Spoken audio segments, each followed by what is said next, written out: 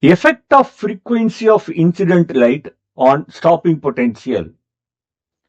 The apparatus is given.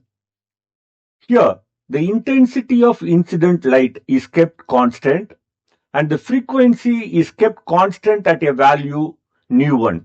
Let us consider this nu1 as red light. The red light falls on the cathode, emit electron with certain kinetic energy.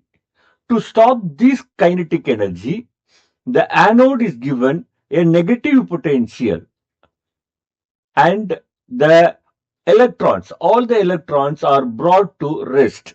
Such potential is stopping potential. The value is minus Vs1. Let us now change the frequency to green and the frequency nu2 is kept constant.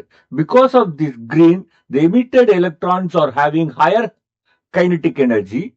To stop this higher kinetic energy, we require more negative potential at anode. So, the stopping potential now increased. It is minus Vs2.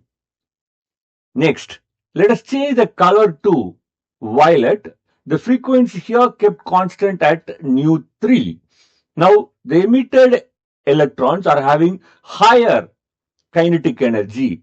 To stop this electron, the anode potential is given higher negative potential called stopping potential equals minus Vs3.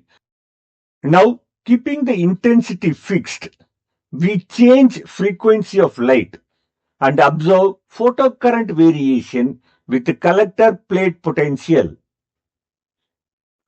In x-axis, let us take collecting electrode potential and on the minus x-axis, let us take retarding potential. On the y-axis, let us take photoelectric current. Then the intensity is kept constant and let us take the frequency nu1 which is kept constant. As the intensity is constant, the saturation current is constant. Then the stopping potential for frequency nu1 is found to be minus Vs1. Let us go for the frequency nu2. As we don't change the intensity, the saturation current for nu2 is the same. And the stopping potential now for nu2 is minus Vs2. Let us go for the third frequency, nu3. As the intensity doesn't change, the saturation current remains the same. Therefore, we get a new stopping potential minus Vs3. As frequency increases, the magnitude of the stopping potential increases. The negative sign indicates the anode gets the negative potential. As evident from the graph, as the frequency of light increased, stopping potential increased.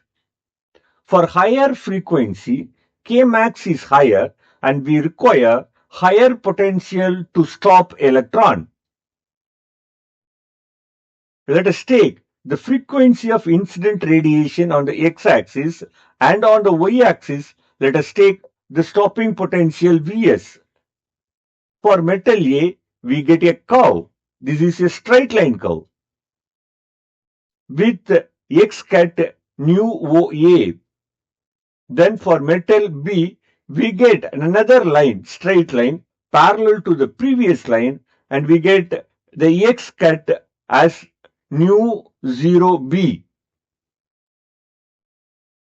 If we plot a graph between the frequency of incident radiation and stopping potential for different metals, we get a straight line. From the graph, we can conclude 1.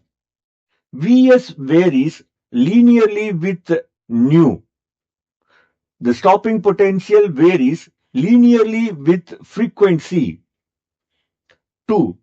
There exists certain minimum cutoff frequency nu naught for which stopping potential is zero. This frequency is known as threshold frequency. It is different for different metals.